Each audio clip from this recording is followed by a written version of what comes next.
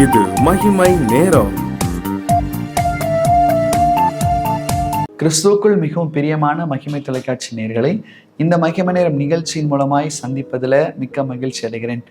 பிரியமானவர்களே, இந்த நிகழ்ச்சி நிச்சயமாக நம்முடைய ஆவிக்குரிய வாழ்விற்கு பிரயோஜனமாக இருக்கும் என்று சொல்லி ஆண்டவருக்கு நான் விசுவாசிக்கிறேன்.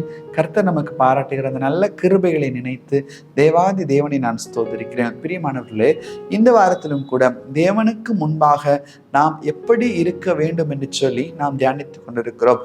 ஆண்டவராகிய கிறிஸ்து ராஜாதி ராஜாவாக ஒரு மணவாளனை போல இரண்டாம் வருகையிலே அவர் வரும்போது அவருக்கு முன்பாக நாம் எப்படி இருக்க வேண்டும், அவருக்கு முன்பாக நாம் எப்படி பரிசுத்தமாய் நாம் காத்துக்கொள்ள வேண்டும், அவரை எதிர்கொண்டு எப்படி செல்ல வேண்டும் என்று சொல்லி நாம் தியானித்துக் கொண்டிருக்கிறோம். அப்படியே இன்றைக்கும் கூட தேவனுக்கு முன்பாக நாம் பொறுமையாய் இருக்க வேண்டும். பொறுமை ஒரு மனிதனுக்கு மிக மிக அவசியமாய் இருக்கிறது. அடிமேல் அடி அடித்தால் அம்மியும் நகரும் என்று சொல்லி ஒரு பழமொழி சொல்வார்கள். அப்படின்னா பொறுமையோடு கூட காரியத்தை நடப்பித்தால் எப்பேற்பட்ட பெரிய காரியங்களா இருந்தாலும், எப்பேற்பட்ட பெரிய கல்லா இருந்தாலும் அந்த கல்லும் நிச்சயமாக நகரும். அதுல எந்த விதமான சந்தேகமும் நமக்கு வேண்டாம். அப்போ வேத வசனம் பொறுமையை குறித்து என்ன சொல்லுகிறது? 1 பேதுரு 2வது அதிகாரம் 20வது வசனம் சொல்லுகிறது, நீங்கள் குற்றம் செய்து அடிக்கப்படும் போது பொறுமையோடு கூட சகித்தால் அதனால் இன்ன கீர்த்தி உண்டு. நீங்கள் நன்மை செய்து பாடுபடும் போதும் பொறுமையோடே சகித்தால் அதுவே தேவனுக்கு முன்பாக பிரீதியாய் இருக்கும். கர்த்தர் பிரியப்படுகிற ஒரு பொறுமை என்ன பொறுமை? எல்லாவற்றிலும் பொறுமை. அப்படின்றால் என்ன? குற்றம் செய்தால், ஒருவேளை நான் தப்பு பண்ணிட்டேன், அதனால எனக்கு இந்த தண்டனை, அதை நான் ஏற்றுக்கொள்கிறேன், அதை நம்ம பொறுமையோடு கூட ஏற்றுக்கொள்வோம். ஆனா நான் தவறு பண்ணலை, ஆனா நான் ஏன் பொறுமையா இருக்கணும் அப்படின்னு சொல்லி நமக்குள்ளாக ஒரு கேள்வி வரும் அல்லவா? அதை தான் அவ்வளவு தூரம் பொறுமையை கர்த்தர் எதிர்பார்க்கிறார். இன்னைக்கு நிறைய பேருடைய வாழ்க்கையில பேசுகிற என்னையும் சேர்த்து தான் நான் சொல்றேன். நம்ம ஒரு தப்பு பண்ணல, ஆனா யாராவது ஒருவர் நம்மை பார்த்து நீ இதை செய்தாய் என்று சொல்லி நமக்கு பழி சுமத்தினால், இல்லை நம்ம மேல் அவர்கள் தவறான ஒரு பழியை அவர்கள் சுமத்துவார்கள் என்று சொன்னால், அதை நம்மால் சகித்து கொள்ள முடியாமல் நாம் பல காரியங்கள், ஒரு அவர்களிடத்துல எரிச்சல் படுவோம், கோபப்படுவோம், சண்டை போடுவோம், அடிக்க கூட முற்படுவோம். அதை அப்படி செய்யாதபடிக்கு அதுலேயும் ஒரு பொறுமை வேண்டும் அல்லவா? நியாயமில்லாமல் நம்ம நிலைக்கப்படுகிறதான காரியத்திலும் நமக்கு பொறுமை வேண்டுமே, அந்த அளவு பொறுமையை கர்த்தர் எதிர்பார்க்கிறேன். அப்போ சாதாரண பொறுமை அல்ல. இல்லை நம்ம பொறுமையா இருக்கேன் என்று சொல்லுவார்கள். ஆனால் அந்த பொறுமைக்கும் ஒரு அளவு தான் இருக்கிறது. அளவு தாண்டி விட்டது என்று சொன்னால், லிமிட்டை முடிஞ்சதுன்னா பொங்கி எழுந்து விடுவார்கள். ஆனால் கர்த்தர் சொல்லுகிறார், அது அல்ல. என்ன சூழ்நிலை வந்தாலும், ஸ்தம்பித்தே போனாலும் பொறுமையா இருக்க வேண்டும் என்று சொல்லி கர்த்தர் எதிர்பார்க்கிறார். பிரியமானவர்களே, அப்படிப்பட்டவர்கள் தேவனுக்கு முன்பாக அவர்கள் நிற்க முடியும். பொறுமையாய் நாம் நடந்து கொள்ள வேண்டும். பொறுமை என்று சொன்னால் வேதாகமத்திலே நமக்கு ஞாபகம் வருகிற ஒரு மனிதர், ஒரு சிறந்த மனிதர் யார் என்றால் அவர் யோபு. யோபுவை குறித்து நாம் பார்க்கிறோம். பொறுமையின் சிகரம் என்று சொல்லி பெயர் கொடுக்கலாம். ஏனென்றால் அவர் இனிமேல் இழக்க வேண்டியது ஒன்றுமே இல்லை. அவ்வளவு தூரம் அவர் இழந்து விட்டார்.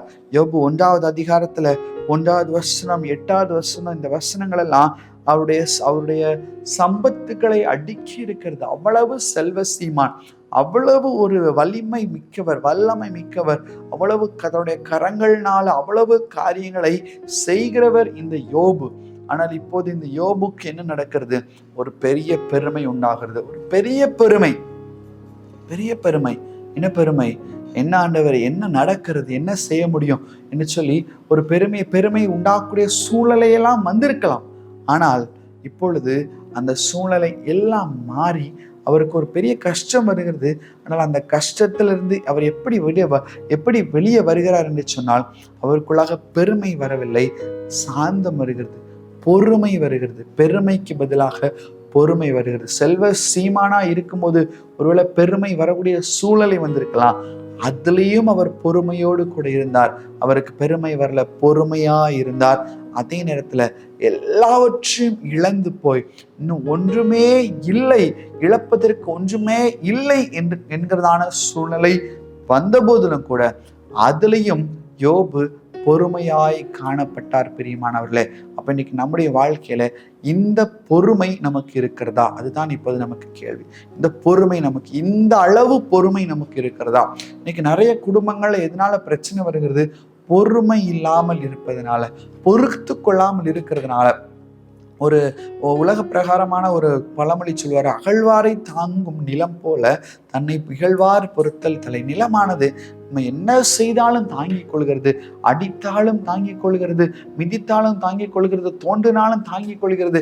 அதே போல நாமும் மற்றவர்களுக்கு பொறுமையோடு கூட காணப்பட வேண்டும். இயேசு கிறிஸ்துவை பாருங்கள், அவர் ஒருவேளை பொறுமை இல்லாமல் அவர் அடிக்கப்படும் போது பொறுமை இல்லாமல் இருந்திருப்பார் என்று சொன்னால் இன்னைக்கு இந்த உலகத்திற்கு ரட்சிப்பு வந்திருக்காது, உலகம் ரட்சிக்கப்பட்டிருக்காது.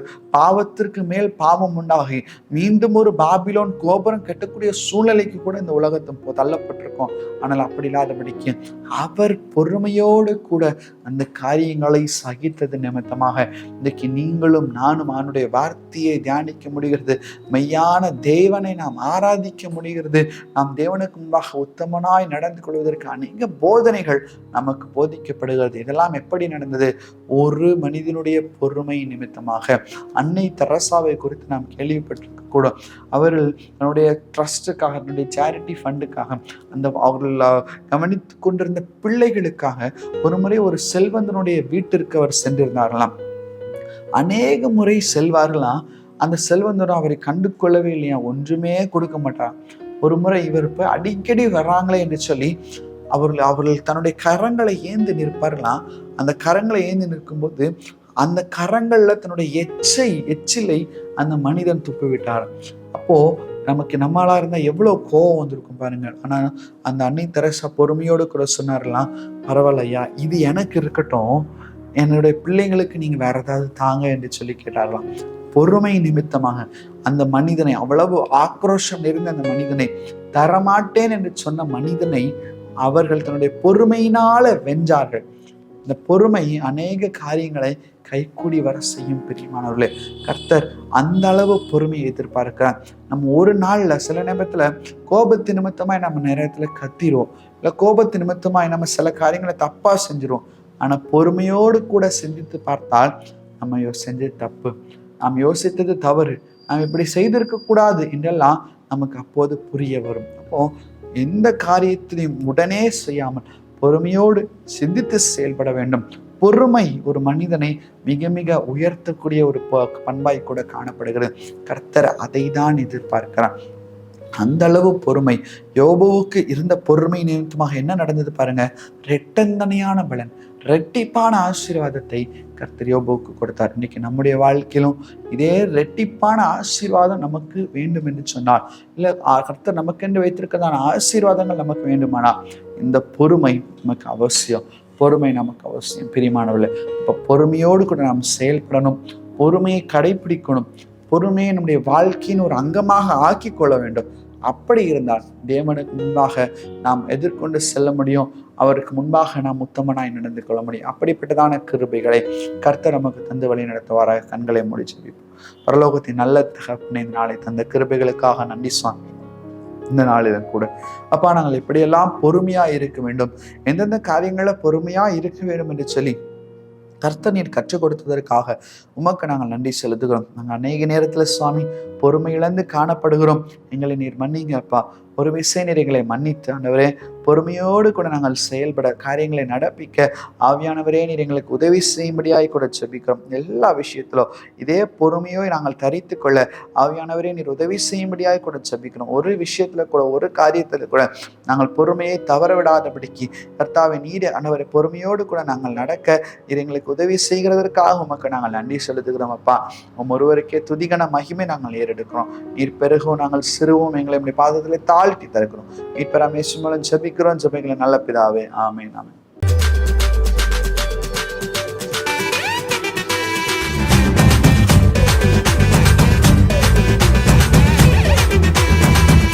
மகிமை மகிமை